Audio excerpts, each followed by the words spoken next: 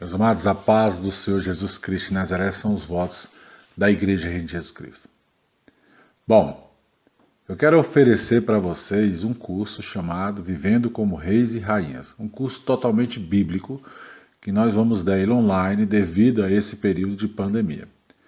Esse curso é especificamente para as pessoas do ministério, mas eu estou abrindo aqui a todos para que todos aqueles que tenham discernimento e entendimento compreenda como é que funciona o reino dos céus sobre a terra.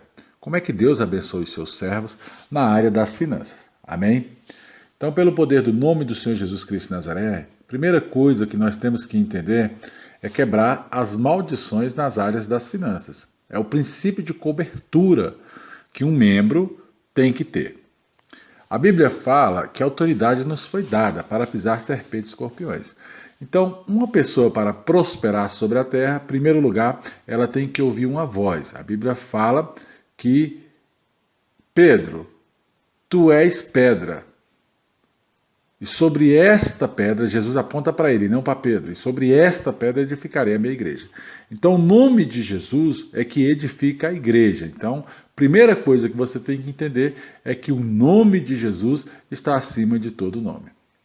Quando Jesus institui os seus discípulos sobre a terra, ele delega essa autoridade aos seus discípulos, conforme ali Mateus capítulo número 10. Então ele passa essa autoridade para os seus discípulos e os seus discípulos vão espalhando essa autoridade pelo mundo todo.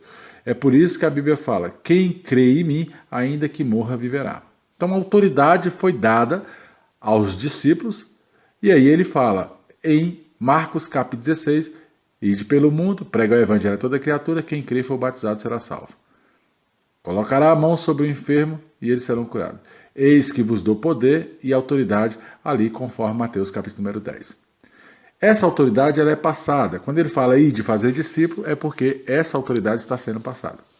Então, você tem que entender em primeiro lugar qual tipo de terreno você está pisando, aonde você está sendo ministrado, que tipo de voz você está ouvindo. Para entender os princípios de finanças sobre a tua vida, você tem que entender a não seguir qualquer tipo de voz, mas a voz que é a do bom pastor. Olha, não é o pastor que chama a ovelha para o pasto, mas sim a ovelha que ouve a voz do bom pastor, ela assimila e naquele pasto ela convive ali. Quando fala de pasto, fala de igreja. Quando fala de ovelha e do pastor. Então, nós temos que entender, princípio de autoridade do altar, aonde o fogo arde no altar e do altar para a igreja. Nós temos que entender sobre os demônios e principalmente sobre o demônio chamado de Mamon. Nós temos que entender e ministrar as quebras de maldições na vida financeira da igreja. E nós temos que entender como fazer essa oração de quebra na vida financeira, ungindo as cabeças, porque a unção quebra o jugo, despedaça o fardo, tira o peso do pescoço. Então nós temos que ter esse princípio de autoridade para impor a bênção sobre as cabeças daqueles que estão chegando. Ora, a autoridade ela foi dada para o pastor. A igreja é chamada da parte de Deus para apacentar o rebanho do próprio Deus, conforme ali 1 Pedro, capítulo número 5, verso número 2. Então é uma herança de Deus para nós, conforme 1 Pedro, capítulo 5, verso número 3. A igreja de Deus, ela também é prevista ali em Atos, capítulo número 20, verso 28, se eu não me engano. Então Jesus é o cabeça da igreja. Efésios, capítulo 5, verso 23, ele é o supremo pastor, conforme também 1 Pedro, capítulo 5, verso número 4. Então a igreja, ela é devidamente pertencente a Cristo e não aos homens. Ou seja, é em nome de Cristo que a igreja ela é edificada. Por quê? Porque Jesus Cristo ele é a pedra angular da igreja. Amém? Então ele é a autoridade suprema da igreja. Conforme ali Mateus capítulo 6, verso 18, aonde Deus ele é a verdade, tanto para a igreja local quanto para a igreja e o corpo universal de Cristo. O corpo físico da igreja é a representação do próprio Cristo sobre a terra, porque o fogo arde no altar e do altar para a igreja, conforme ali direção do Espírito Santo. Então, isso é a fundamentação da igreja. Ele é um plano de Deus para construir a sua igreja e instruir o seu povo para que os homens, de uma forma íntegra e correta, venham servir a Deus. E aí é passado esse cajado de geração em geração, por isso que se chama o pastor para apacentar as suas ovelhas. Amém?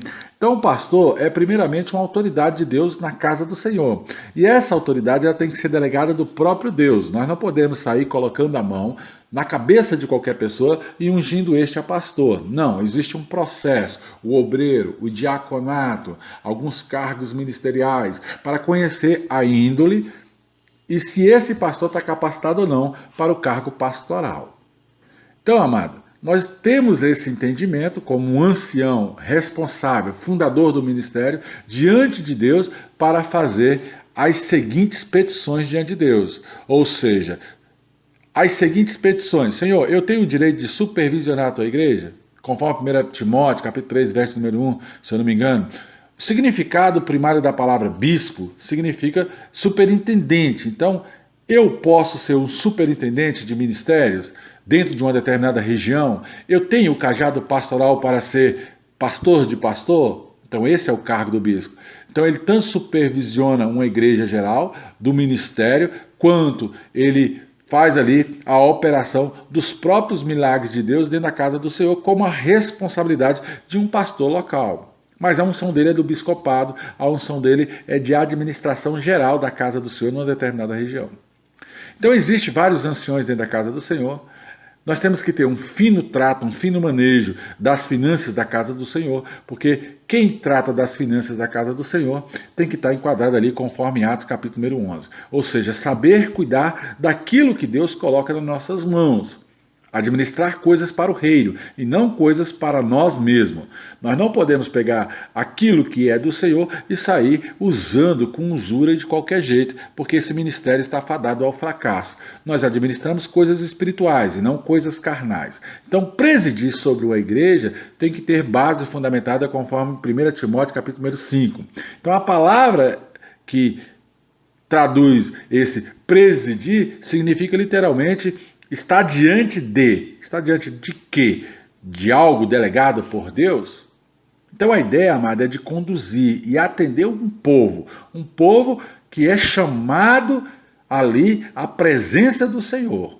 Então nós temos que ter um cuidado, nós temos que ser diligentes.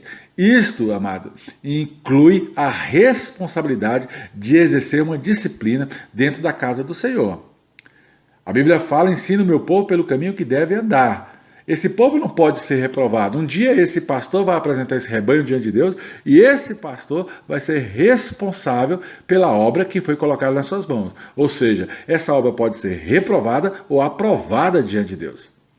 Então nós temos que ter fé para fazer a obra de Deus, mas fazer ela com cuidados espirituais, conforme Mateus 18, versículo número 15 em diante, conforme 1 Coríntios capítulo número 5, verso 11 ao 13. Então nós temos, amado, que nos alimentar ali, em nome de Jesus Cristo de Nazaré, da palavra de Deus, nos consagrar diante do Senhor, conforme 1 Pedro capítulo número 5, e literalmente, segundo a palavra, ali, bispo ou biscopado, significa também pastor. Então, pastor de pastores, ou pastor que pastoreia uma igreja local. Então o pastor tem o dever de alimentar o rebanho com a palavra de Deus.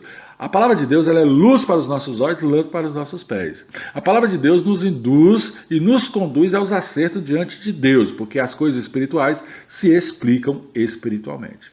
Então nós temos que nos conduzir de uma maneira correta, de uma maneira certa, porque o juízo não vem dos homens, o juízo vai vir de Deus. Amém? Então nós temos que aguardar a palavra do Senhor se achegar em nós, surtir os efeitos, guardar a boa doutrina ali da parte da igreja, aquilo que foi revelado aos ministérios.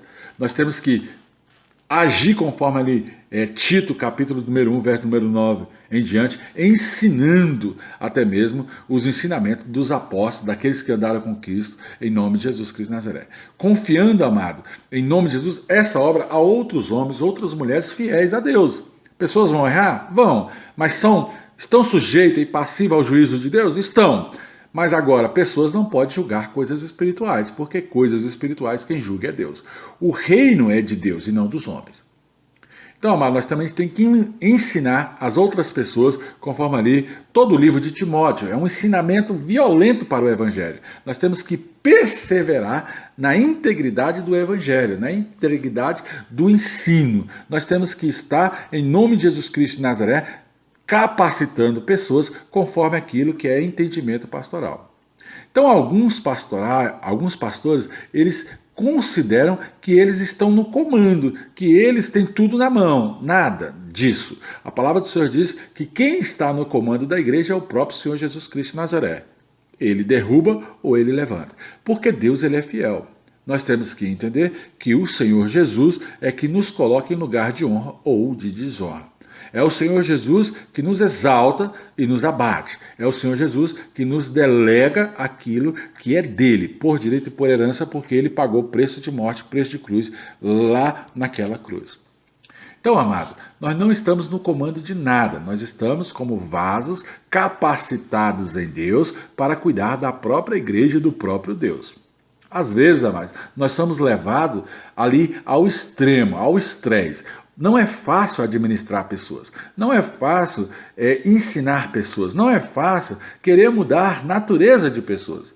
Mas as pessoas que têm um bom pastor, esse bom pastor vai conduzindo ali com responsabilidade, tanto o seu corpo de oficiais ali como líder daquela igreja, como o povo daquela igreja.